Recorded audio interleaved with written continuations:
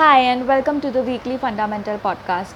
I am Rini Mehta and I'll take you through the top developments from the world of stock markets and top stocks straight from our research desk. Before we begin, I'd like to remind you to follow us on our Instagram, Telegram and Twitter channels for more insights and updates. Now let's get started. Markets during the week were perturbed by management commentary of major FMCG companies, suggesting pockets of demand weakness as well as difficulties in keeping margins steady. Indian markets were weak during the week, with the Sensex falling around 1% and Nifty falling over 1.4%. The Nifty was at 18,076 on 21st of October, while the Sensex was at 60,691.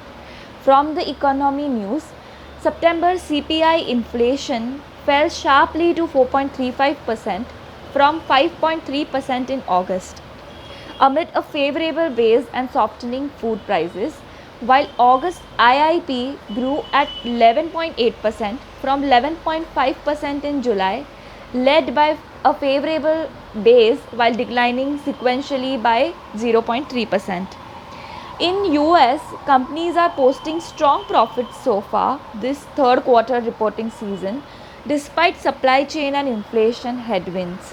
Out of 101 S&P 500 members that have reported financial results, 82.6% have topped earnings expectations according to FactSet. The 10-year US Treasury yield hit 1.68% early on Friday, after the latest weekly jobless claims report came in lower than expected in the previous session. The Federal Reserve could begin reducing the pace of its monthly asset purchases as soon as mid-November, according to the minutes from the September meeting. Global markets are also trying to digest the latest US inflation data, which rose higher than expected in September, increasing pressure on the US Fed to raise rates sooner than later. Now coming to the FPI flows, FIIs were net sellers till date in the month of October to the tune of rupees 7,172 crores. We expect FPI flows to remain volatile in the emerging markets. Moving on to the top stock picks, our pick of the week is Bajaj Auto with buy rating and fair value of rupees 4,650. We believe the company is well placed to gain from rising exports and increase in market share in the premium motorcycle segment. The company will be following threefold strategies to gain market share in the domestic two-wheeler market. First is aggressive product launches in 125cc segment. Second is retaining dominant position in sports motorcycle segment, lesser than 250cc segment. And third is providing innovative offerings in top end of the entry motorcycle segment. Despite raw material headwinds in the near term, the company has multiple levers to maintain or improve its profitability over the medium term. So a fair value of rupees 4,650 is based on sum of the parts valuation. For detailed analysis on the recommended stocks, you can visit the research section on the Kotak Securities website. Moving on, we have a reduced rating on Asian Paints.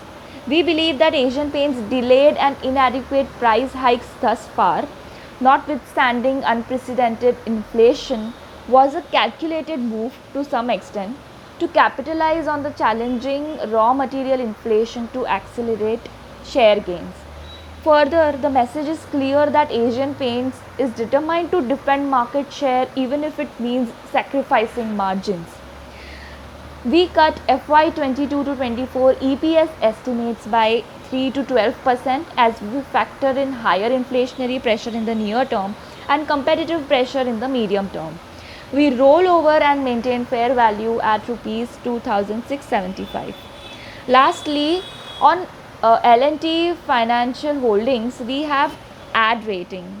L&T Financial Holdings' new retail business growth seems to be back on track, although near-term momentum is likely to remain moderate unless rural demand accelerates and or its new product disbursements pick up. The share of wholesale business has declined sharply, though may get support in the immediate term. In this backdrop, NIM expansion supports net interest income and core profit before tax. We, however, expect asset quality overhang in the microfinance business and recent real estate slippage to weigh on the stock in the near term. Valuations remain inexpensive and we have ad rating with fair value of rupees 110. So guys, that's all for today. Come again next week for more such updates. Thank you and happy investing.